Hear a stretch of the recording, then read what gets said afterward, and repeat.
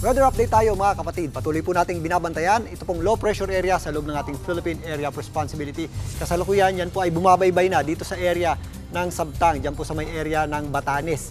Ito po ay nasa medium o nasa moderate po ang tsansa niyan maging isang ganap na bagyo. Dahil sa proximity niyan o sa lapit niya sa landmass, nahihinder po, napipigilan ang paglakas niyan. Yan po ay posibleng umakyat ng bahagya at tumungo dito sa area ng Taiwan bago pumunta dyan sa southern portion ng Japan.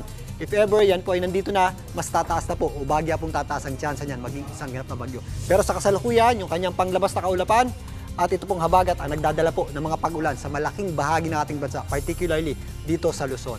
Dahil po sa panglabas na kaulapan, itong ating binabantayang low pressure area, posible po yung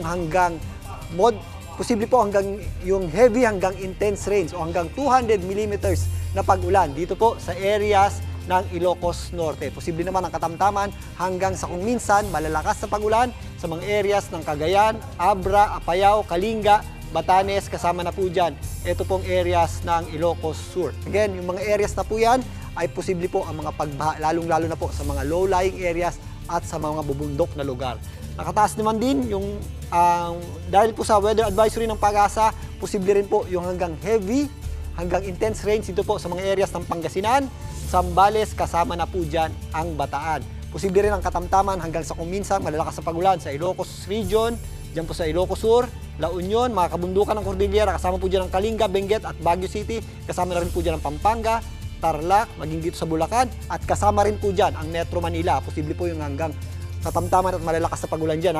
Ganun din po dito sa areas ng Cavite, Batangas, Laguna at ito pong occidental area ng Mindoro. Mga possible scattered o kalat-kalat na pag-ulan naman ng ating aasahan sa natitirang bahagi ng Luzon. Kasama po dyan ang Calabarzon at ito pong Mimaropa at ang malaking bahagi ng Central Luzon. Kasama na rin po dyan itong itaas na bahagi ng Bicol Region. Dito naman sa Metro Manila, patuloy po tayong makakaranas ng maulap na panahon at medyo mahangin din po yung ating panahon. Epekto po yan ng ating habagata at mataas po ang tsansa ng ating pag-ulan.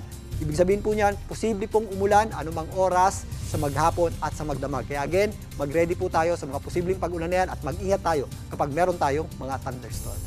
Muli, ako po ang inyong Weather Tito Alvin na laging may panahon para sa iyo.